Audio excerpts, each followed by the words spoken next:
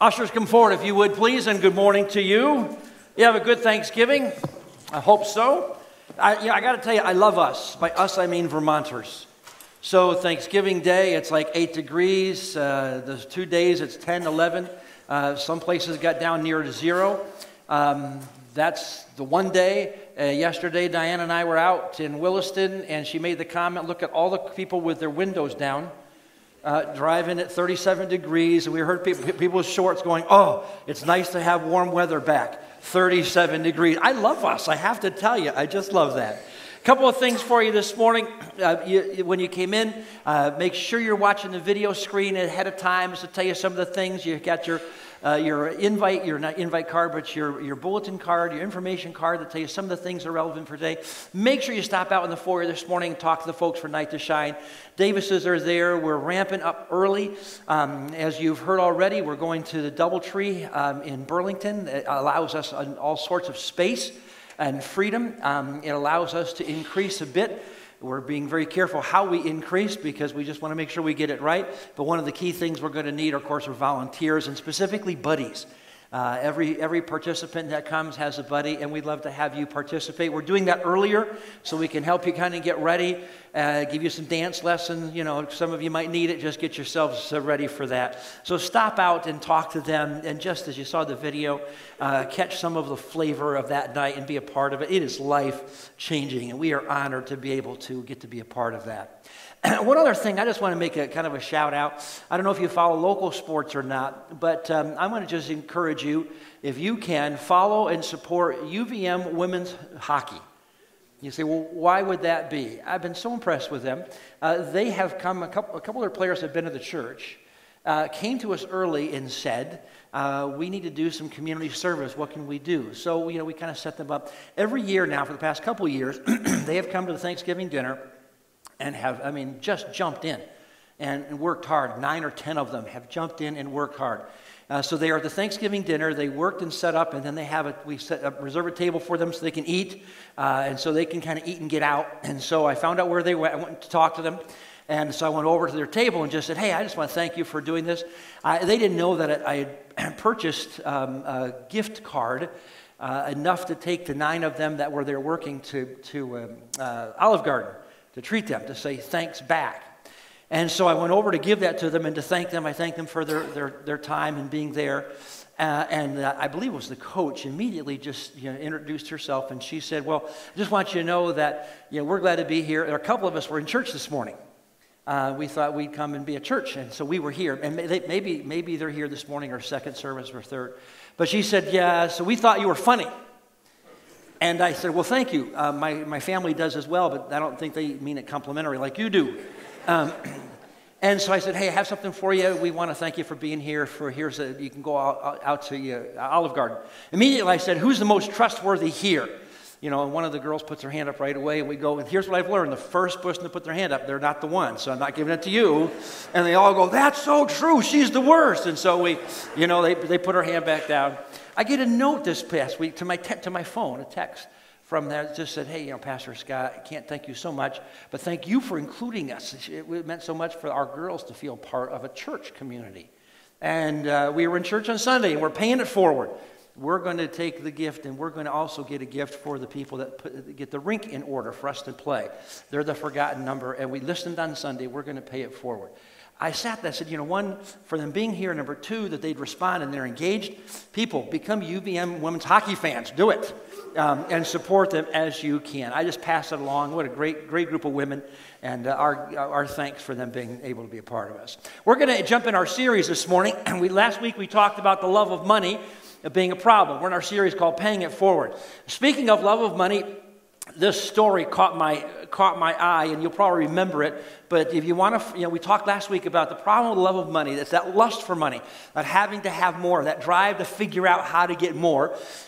And even though I'll give you a story of how it really looks bad, it's just as bad if you're doing it in the hidden recesses and don't do things illegal. But remember the story of the story out of Philadelphia. The woman that was driving one night, her car broke down on the side of the road in a bad area, and this guy comes up, he's homeless, she's scared to death, and the whole story that unfolded was that he came up and said, stay in your car, it's safer. I have $20, that's all I have, but I'll take my last 20, and went and got her gas, brought it back. She publicized the story, had pictures. She started a GoFundMe page for him because of this incredible act of kindness, his last $20, a GoFundMe page to raise money for him, $480,000 they raised, nearly $500,000. I mean, it was just publicized everywhere. What a great story.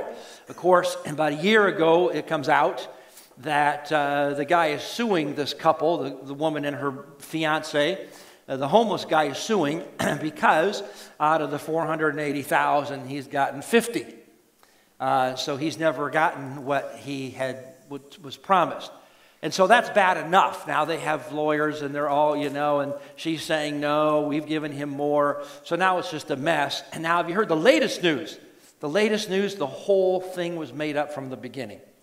Meaning she found a homeless guy and made a deal ahead of time to say, I'll break down, here's the $20, you say you gave it to me, we'll create the whole story so that we can do a GoFundMe page and we can get the money out of it. That's the latest story, which is verified to be true, and it's true because he's finally come forward to say the whole thing was made up and he's angry because he never got his half of the story.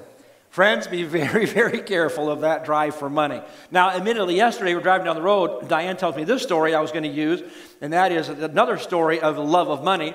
If you may have heard this, that fire department in Houston was called to a church, a report of a fire in a church. They got to the church in Houston. They found no fire, but they found a hidden gambling room with 100 slot machines at the Word of Life Church. I thought, what an ingenious way to raise money. The news today is the pastor came out and said, listen, everybody, the news didn't quite get it right. We rent half of the building. We're on one side. The gaming room was on the other side. And so the poor guy now is trying to say, it's not us, it's not us. Be very careful is what we learned last week, is because when you have this drive for more, it can certainly get us in trouble. Now, I've been excited for the series. I said this last week because I believe it's going to change many of us who are willing to be open and to allow God's principles to change us. Now, if you've ever worried about finances, if you've ever worried about your money, if you're worried about whether you have enough or whether you'll have enough, how to pay the bills, all of those things, then today is your day. Because today we're going to take the next step and we're going to lay out some foundations for financial freedom. Foundations for financial freedom. If you're open and you're willing to have a new vision, you can have a whole lot less worry in life. And this morning we're going to take that next step as how we view money, a new way to see money. We learned last week that Jesus talked an awful lot about money. He talked more about money than he did about heaven or hell or eternity, any of those things. Why? Because we spend more time thinking about heaven or hell and eternity than about money than any of those things. Our lives are fixated upon it. We have to have it and how to figure out how to get it. Now, Jesus had a lot to say about it, but one of the key foundational things that I would begin to get you thinking about is the Bible teaches us that money management is actually a spiritual discipline. That money management is actually a spiritual discipline. God is watching how I handle my money to see what he can trust me with in true spiritual riches. It's a test, if you will. He watches how we handle the things that we have, our resources, as a determination as to how then he can trust us with even more important things, spiritual riches. Over half of the parables in the Bible, over half of the parables, the stories that Jesus told, over half of them have to do with money. And this morning, we're going to look at one of those stories, one of those parables. It's called traditionally the parable of the talents. It's from Matthew chapter 25. The parable of the talents, where each of the servants were given a certain number of talents. Now, many people misunderstand the parable because of the word talent. For years and years and years, the only word we had that related to that story was this word talent, and people would misunderstand it because when we hear the word talent today, we think of America's Got Talent. We think of gifts or abilities or personality. We think of the things that people are really good at or gifted at or have a natural ability. Now, the word talent that we use today actually comes from this word. And it's just amazing to me how many words we use in our culture today that are founded in biblical history. And this word talent is one of them. And the word talent was actually a measurement of money. But specifically, the word talent actually means a measurement of gold, a specific measurement of gold. Now, if you could go back in Bible times, you would find different types of talents, meaning this. There was a Babylonian talent, there was a Greek talent, there was a Roman talent, all of which reflected a specific amount of gold. Now, in each of those settings, each of those countries, their amount of gold would be different. And so that's why each one had a different standard, but it literally meant a measurement of gold. Now, make no mistake, this parable has incredible applications for talents, the talents that we think of. It has incredible applications for gifts or for abilities and all those kind of things. But it's actually a story about how people manage what God has given them, specifically money and resources. And all those other things add in as well, but we need to start there.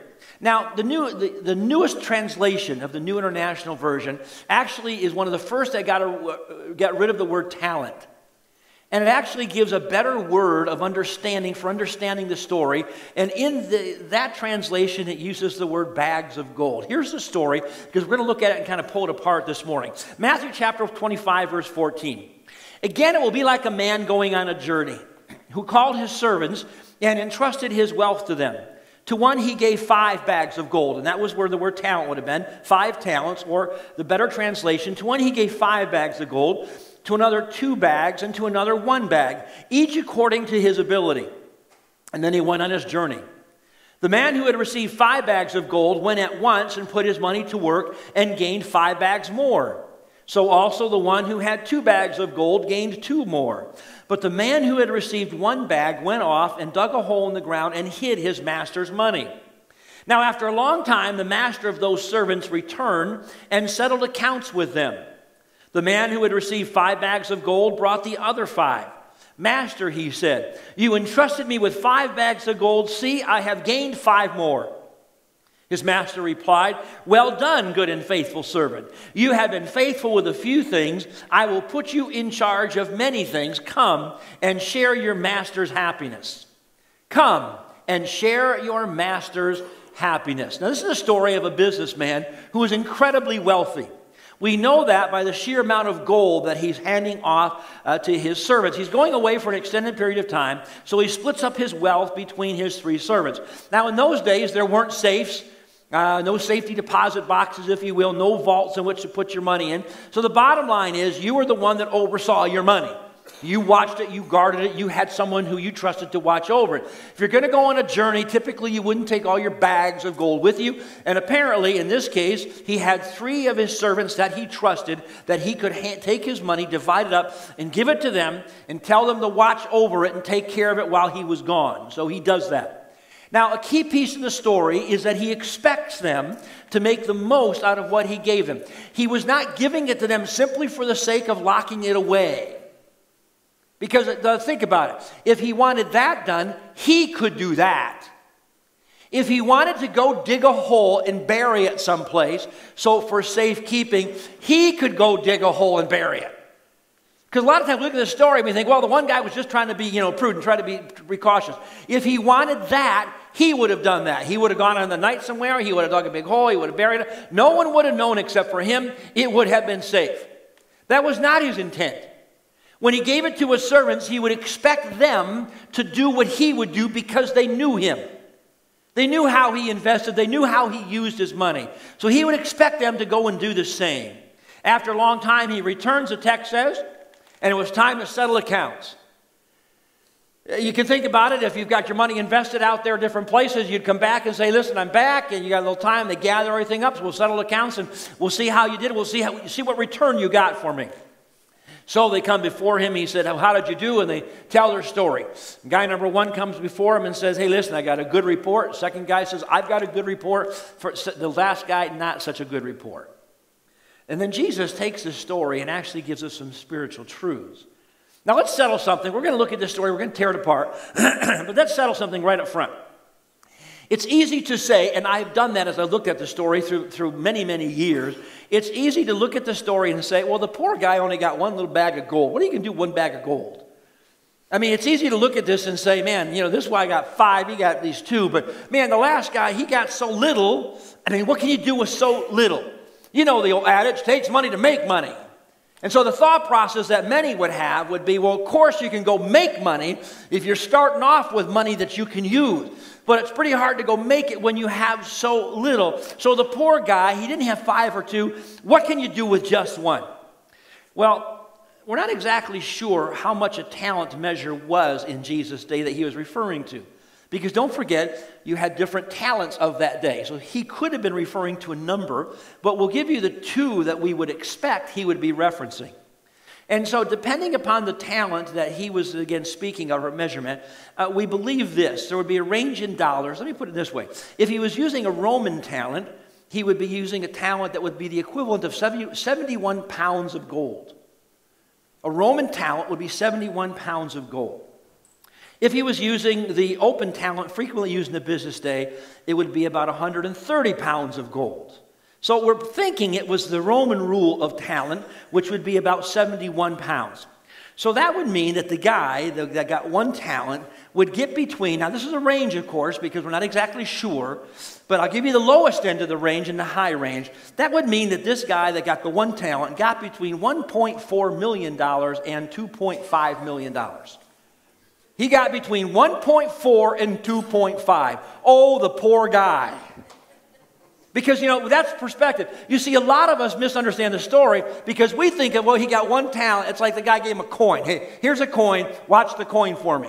It also helps in perspective when you realize he said, I brought him a bag. Here's 1 bag of gold. Man, think about that. That 1 bag of gold is 71 pounds. So even the guy that got the 5 bags, you got to have a cart bringing those things in to go do something. So you're not just dragging this bag through town. So put in perspective, the guy that got the 1 talent is starting off with a million plus, $1.5 million in today's money. We're talking about a substantial amount of money. So don't say, oh, the poor guy, he didn't know what else to do with it. He had something to work with. Now, from the story, God gives us a number of foundational principles for financial freedom. Very sincerely, as sincere as I can be. If you would like to experience financial freedom in your life, these principles are the key in the heart of it. If you're going to take notes, take them now. These principles are for financial stability. This is the new way of thinking that we do not have in our culture. A new way of looking at money. So look at it carefully and think this through. Folks, it's not, in all sincerity, these foundational principles will change your life if you will let them. Now let's walk through this. As we start, let me ask you this question. As we're going to walk through these, here's my question for you to think about today. Here it is. Now listen carefully. If I will trust God with my soul for eternity, when it comes to life and death, if I will trust God with my soul for eternity, am I willing to trust him with my finances? Because we find in the church, I have to admit today, we find in the church today a huge disparity between people who say, I trust God for my salvation. I trust him for my soul. I will not or cannot trust him for my money. If you can trust him for your soul, for your eternity, will you trust him with your money? Let me offer prayer. Father, as we spend these moments looking to your word and specifically trying to hear from you these principles, open our hearts and our minds to your truth. Father, we've got a culture and a world that screams an opposite message. We ourselves, we have debt and we have bills. We have things that scream at us a message that oftentimes drown out your very words to us, words that can change us and bring us stability and freedom and peace. I pray this morning that we'd hear your words, and I pray that for myself, that I would hear you speaking to me through your word. I pray in Jesus' name, amen. Let's jump in and look at these foundational principles for financial stability. Verse 14. Again, it will be like a man going on a journey who called his servants and entrusted his wealth to them. The key word in this first part of the story is his wealth and his servants. Now, whenever we're talking about money here, whose money are we talking about? Are we talking about the master's money? Or are we talking about the servant's money? Answer is, talking about the master's money. Because the verse is clear that he entrusted to them his wealth, his money. We're talking about his money, it's his. He gives it to them for them to manage, for them to take care of, to manage. This is where we get the word stewardship from. Again, from this very word, we get this word stewardship. It's an old English word for manager, and the word that's actually used for manager is to manage someone's money or property or their affairs. We are called by Scripture to be good stewards, to be good managers of our time, of our health, of our minds, of our influence, of all of our things. And some of you say, hey, wait a minute. My time, I'm called to be a good steward of my time. I mean, my time is my time. I'm called to be a good steward of my health. I mean, my health is my health. My mind is my mind. No, that's not true. Because in the story, it says two things. He gave to whose servants? His. You see, he owns the servants and he owns the wealth. He gave to his servants his wealth. So when God says, I expect of you that you'll be good managers of your time and your health and your resources, he can say that. That's why we can say scripturally, the day will come when every one of us will stand before God and have to give account of our lives. Friends, every single one of us one day will stand before God where he says, settles accounts, so what have you done with all that I've given you? The only reason that would be is because he's the guy who owns us. He's the creator who created us. We're his. That day will come and we will stand before him. So it's not only his property, but we are his as well. So here's principle number one. It's the principle of possession. If you take notes, just write down the principle of possession, which is this. Everything I have belongs to God. The principle of possession says that everything I have belongs to him. We don't own anything. It's all on loan to us. It's all on loan to us. We come into this world, the Scripture tells us over and over again, we come into this world with nothing. Listen, friends, I have been at the birth of all three of my children. I've been not at the actual birth, but in the waiting room waiting for the birth of 5 grandchildren and hundreds of other family members or church members through the years that I've gone to the hospital after the birth of a child to welcome them or greet them or check in on them. And I am here to tell you, none of those babies came in with anything. No bags of gold. I will say what's interesting, they come in with nothing, but I have also found that almost immediately they begin a tab that is run for the rest of their lives. It's amazing how that works. They come in with nothing, but immediately there's a tab with their name on it, and they keep ringing up charges all through life. It doesn't stop. It starts day one, and it continues to go, but they come in with nothing. I had a good friend who was the East Side Regional Director of Youth for Christ in Detroit. Youth for Christ is a youth ministry, parachurch youth ministry. We actually let them rent space in front of our church, or in our church, I should say. And so he and I became good friends. And one day they had a chance to buy an old hearse, and so they bought it for the ministry. And they bought that old hearse, and they put a hitch on the back of it, and they got a used U-Haul trailer. And quite literally, they would use that for all of their events. And it was just kind of something, you've heard the story, you don't see a hearse with a U-Haul trailer. In Detroit, you saw a hearse pulling a U-Haul trailer. They would use it all the time for just that purpose. And he'd park it in front of the church.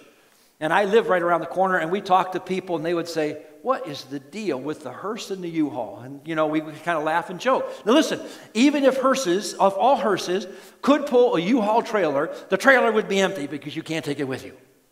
You come in with nothing, and you go out with nothing. You see, we have to make sure we get that.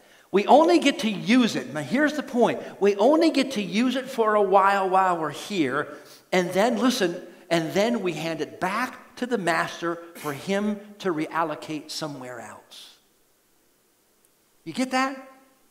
There's no new money in this world. There's no new gold in this world. It's all here.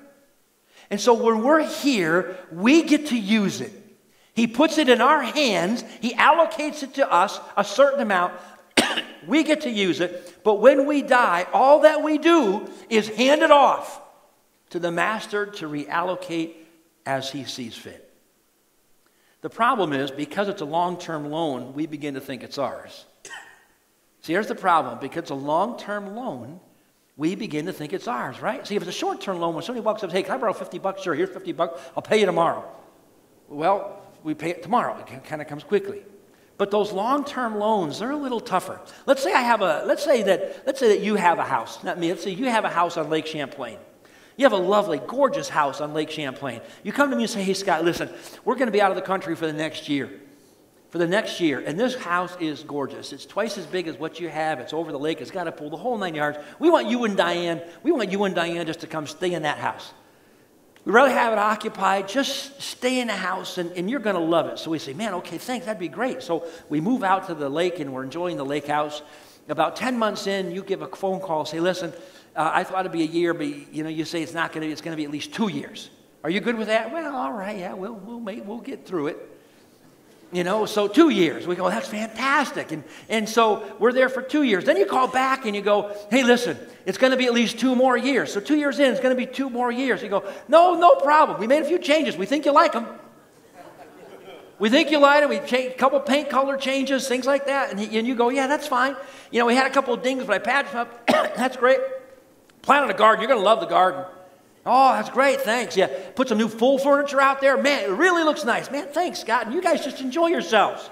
So now we're on 4 years. 4 years, you call back and say, listen, in 2 more months, we're coming home. Finally, we get to come home in 2 months. After 4, almost 5 years, how do you feel about that? You kind of feel like, well, really? You need to come home?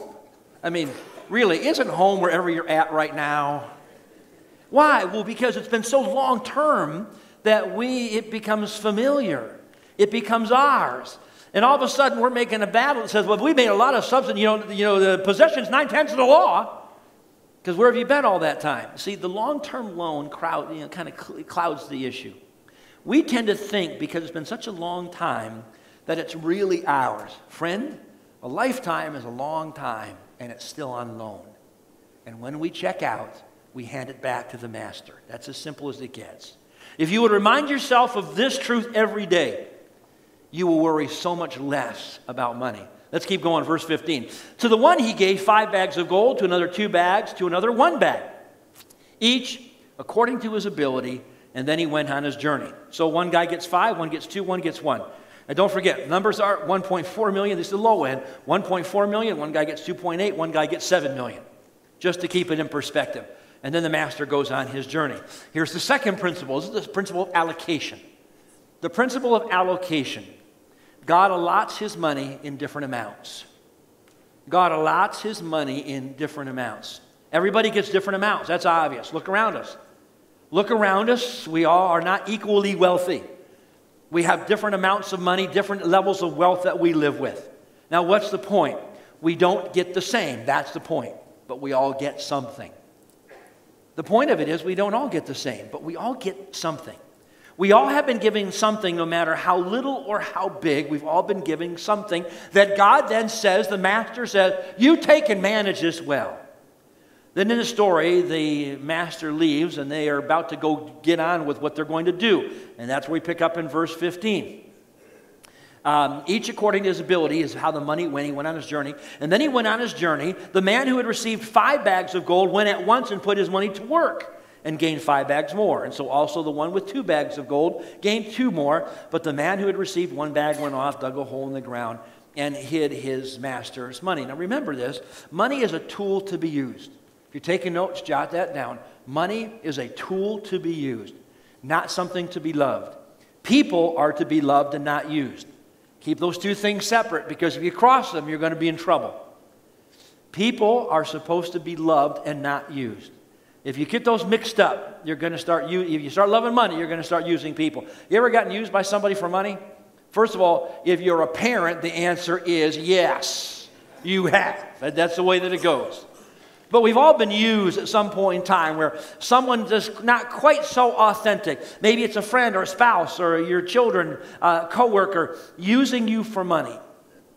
People are to be loved, not used. Now the text says that the first guy went out and put his money to work. He put his money to work. First guy does that. Second guy does that.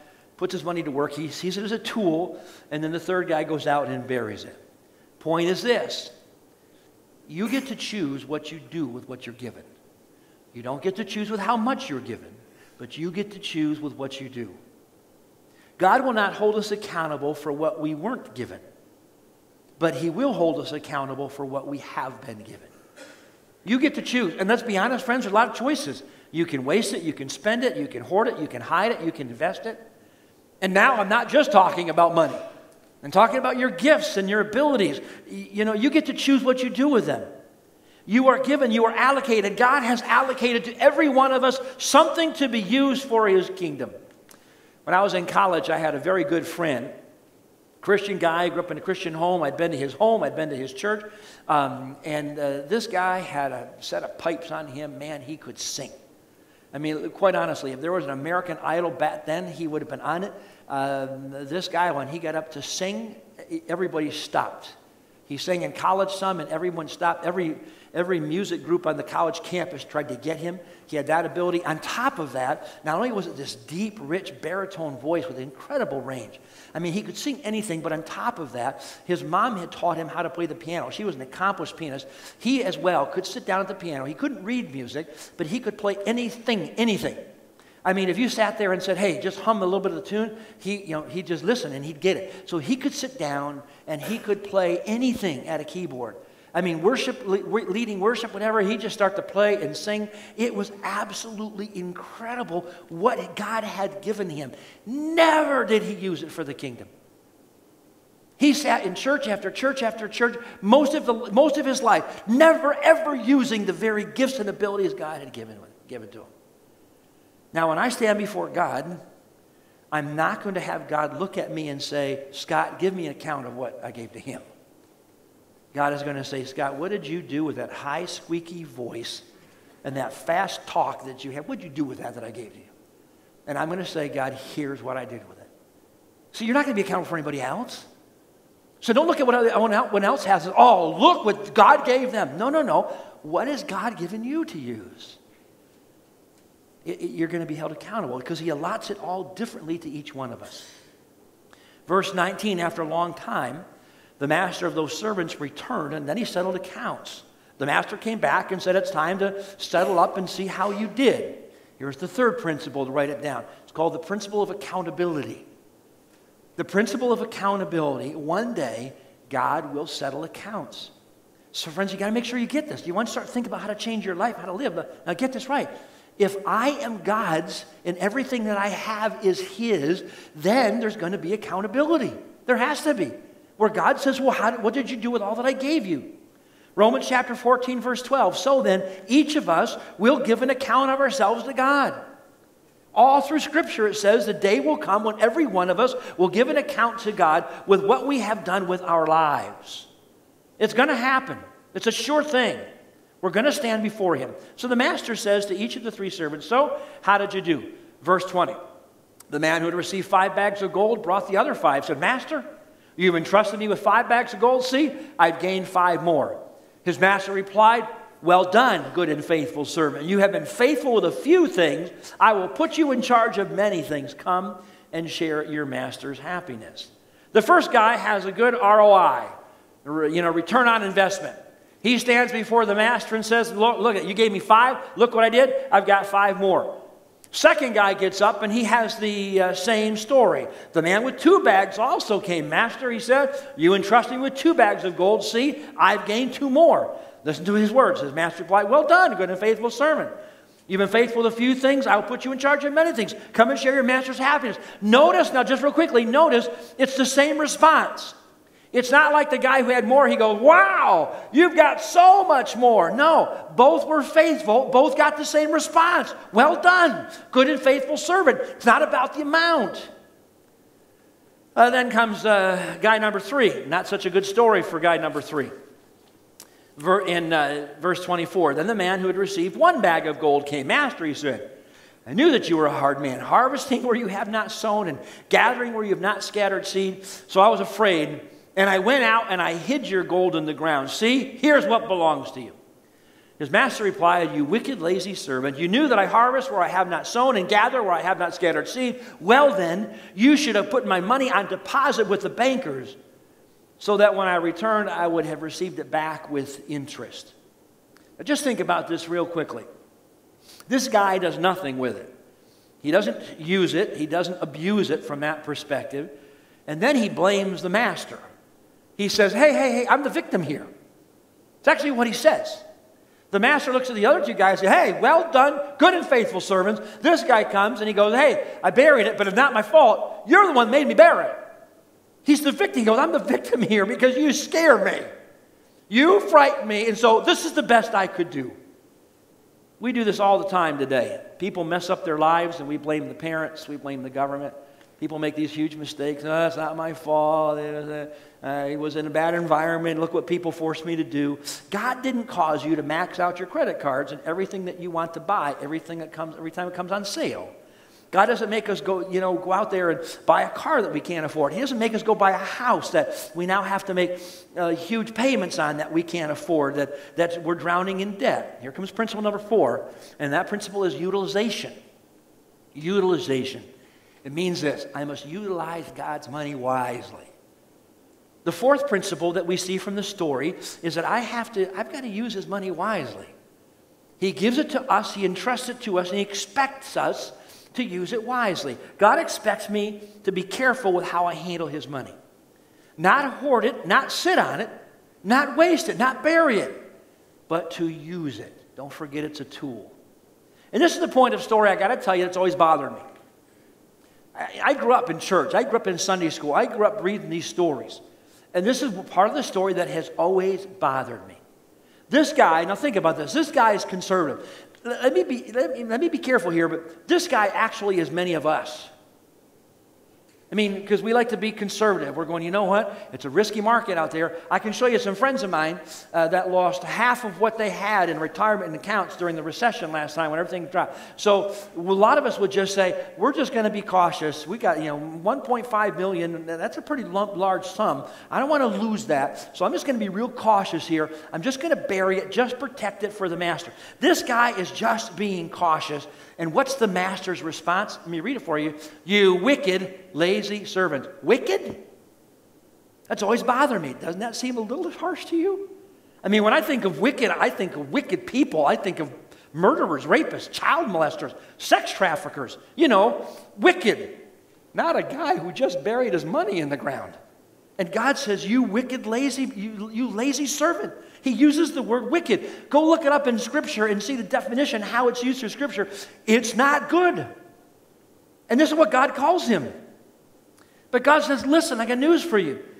It's wicked when you misuse the resources I give to you. It's a wicked thing when you take something that I give to you for the benefit of this world, to make a difference in people's lives, for a difference in the kingdom, and then you don't use it right. You don't use it properly. That's a wicked thing. See, here's the point that gets me. Doing nothing is wicked. You say, hey, well, Scott, you mean I could do nothing with my money and that would be wicked? Yes. Yes. Why? Well, because God didn't put you on this earth to do nothing. You see, when I do nothing with what God has given me, it's as if I'm looking at God and saying, you don't know what you're doing. See, God put us here for a purpose. God put us here for a mission. God put us to be on mission for his kingdom. And he gave us the resources in which to do that. He gave us the resources in which to live and the resources in which to minister. And so when I do nothing, I'm basically saying to God, I know better. That's why he says, wicked servant.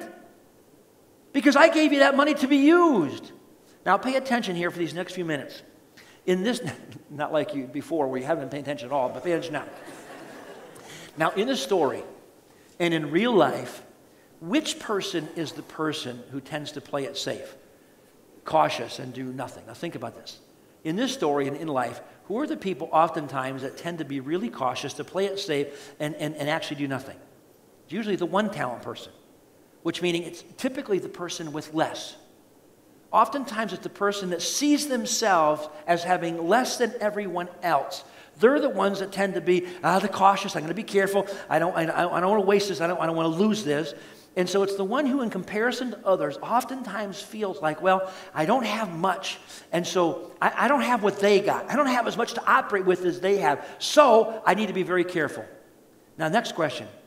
Who are there more of in the world? The people with a lot or the people with just enough? Just enough. I mean, let's be honest. I mean, there's a lot of rich people out there, but that's not the majority. The majority of the world is us. The majority of the world is the people that feel like, I don't have what they have. See, we like to watch some of the television shows just to see how they live. We look at their houses and we go, oh, wouldn't that be fantastic to be them, to live like them. The majority of the people in this world are the one-talent people. The people that, in comparison, feel like, man, I'm just them. Not the 5 talent, not the 2. Most of us are the 1. We see ourselves as the one-talent persons. Now, that leads us to the next principle, and that's the principle of motivation. If you take notes, write down the word principle of motivation, and then write these words. This is going to be true for most of us in our lives. I must move against my fears when it comes with using God's money. I must move against my fears. You see, when you are motivated by fear, that's when we end up doing nothing. That's the storyline, right? The guy goes, what'd you do with money? I was afraid. So what'd I do? I buried it. I want to make sure that it was all there. I want to make sure there was enough when you came back, so I buried it. If you want to be financially free, you're going to have to move against your fears. You see, fears affect every one of us. But moving beyond those fears is where true freedom awaits you. Moving beyond our fears is where true freedom sits and waits for us. This is true in just about any area. You look at the famous singer, the top singers, go back in their history, and you'll find the first time they sang, and they would say, oh, I was scared to death. What'd they do? They had to move past the fear. Some of them, in fact, blew it. But then they got back up, and they went beyond their fear. The business person, afraid of failure, had to go beyond his fear to be successful. The teenager taking their driver's test, whether the first or second or third time, every time had to get beyond their fear. One of our daughters, Dana, when she took her driver's test, she was such a good driver. This is back when it was in Burlington. Such a good driver, and if you may recall it, the way it was set up, when you pull out, the sidewalk was so slanted because of the handicap access, but they did it too far out, and so it sloped way into the road. And so when she came, she pulled a little tight, and she ran over the sidewalk. Now, it's the same thing every single person that does when they pull in or out does, but during her driver's test, she did it. I mean, she was just pulling out, and the guy said, turn around, go back, because that's an automatic fail. So she's failed. So he brought her back, and he says, sorry, you drove over the sidewalk. She's going to the sidewalk, and I'm thinking, I drive over the same sidewalk. Now, it's not like I make it a point of driving to the streets or jumping up on the curb and driving down sidewalks. But that's the way she felt. So we rescheduled her for a few days later because we could do it down in Montpelier. I took her down and drove around. I said, Dana, don't be frightened. And I look at her, see her face. It's like, you know what she had to do, though? Move beyond your fears. Where in life are you successful where you don't move beyond your fears? You see, here's why God's way is made to look fearful by Satan. You see, God's ways always look frightening because God's ways are counter to man's ways. God's ways look frightening because they're counterintuitive to culture. They're counterintuitive to what Satan and the world would have us believe. This happens in so many areas of life. If I'm going to give my money to God's work, then I won't have enough. If I give some, then I have less. If I sleep around, if I don't sleep around, I'll never get anyone to marry me. That's a cultural thought process. If I commit myself to getting my finances in order, I'm never going to get all the things that I want, so I'm just going to have to agree to be in debt. You see, God has some plans that go against the cultural thought process. So let's be honest. This issue of fear is at the heart of many of our issues.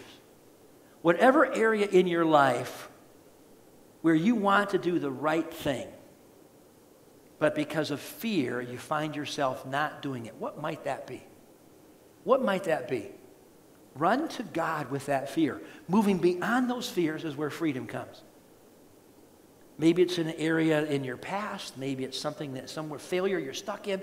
But where is that area that you know the right thing to do and you're stuck there? Move beyond your fears. There's incredible two failures in the Bible. Two incredible stories of two failures in the Bible and what they did with their failures. Two identical failures, in fact. Two disciples, both betrayed and abandoned Jesus, both deliberately and both publicly. Judas and Peter. Judas took his fears and his failures and he ran away from God, bitter, distraught, and eventually took his own life. Peter took his fears and his failures. He ran to Jesus. You might recall an early morning fishing excursion where he sees Jesus on the beach cooking up fish. And Peter doesn't even know that it's him for sure, but the fact that he realizes it's Jesus, he runs to him. And please know, if you know the story, there's been no makeup, there's been no apology, there's been no confession happening. He runs to him full of his failures of betraying Christ. He runs to see that it's Jesus. There's a great example, friends, of two people of an example. What do you do with your fears and your failures? I like that. God doesn't choose, and if you remember the story, Jesus Christ looks at Peter and says to Peter, and guys like you, I'm going to build the church on this kind of faith right here. I like the fact that God doesn't choose superstars to be greatly used. He chooses the guy, he chooses the woman who basically have blown it the most, the people with the most fears that will take their fears and run with them to God. A couple last ones, verse 28 and 29. So take the bag of gold from him and give it to the one who has 10 bags. For whoever has will be given more, and they will have an abundance. Whoever does not have, even what they have will be taken from them. This is the principle of application, which means this. If I don't use it, I lose it. Two last applications here, principles. First one is this, the principle of application. If you don't use it, you lose it. This is a universal principle we all get, right? If you don't use what you got, you're going to lose what you've got. My 92-year-old mother, my 92-year-old mother's, me 93, had her legs start to give out, be weak and hurt because of medication she was on too long, and they just missed the fact that they should have taken her off it. So now she's got deteriorating legs, and it's nobody's fault. It's just the reality of what happens in life. So now she's 92, and she struggles to walk because of her legs. It's just easier. It hurts for her to walk. It's just easier to sit and do nothing. I sat down with her and said, Mom, listen, if you don't force yourself to get up and to walk, and though it hurts to go do that and use your legs, you're going to lose them all together, and then the end comes quick. And so to her credit, every single day, my 92-year-old mother gets up and goes for a walk around the block because she took it to heart. She gets it.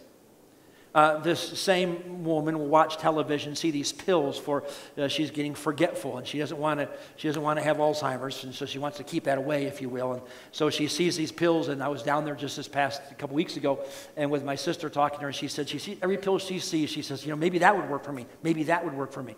Sat down with her again and said, listen, here's what the doctor said, Mom. Your crossword puzzles, keep doing them, because that is what keeps you sharp every day. She does her crossword puzzle because she understands the principle. If you don't use it, you lose it. That's a principle that we have in God's Word. It happens with money too, friends. Let's get to the last one. Last one and we're done. Verse 21. The master replied, well done, good and faithful servant. You've been faithful to few things. I'll put you in charge of many things. Come and share your master's happiness. The last law is the law of compensation, which means this. God will reward good money management. God will reward good money management. There's 3 rewards you can expect. You can expect well done. There's nothing in this life like having the expression of the Father's blessing in your life when He looks at you and says, well done. You can expect that, the well done. The second kind of blessing, faithful with a few things, I'll put you in charge of many things. He'll add to your wealth. It's the second compensation. He adds to your wealth. And then the third one is, come share your master's happiness. You get to celebrate and enjoy it. Affirmation, promotion, celebration. You see, some of us never seem to get on top because we just won't get past our fears and trust Him and start living with our money differently. Closing story, and I've shared this years ago, but it still strikes a chord.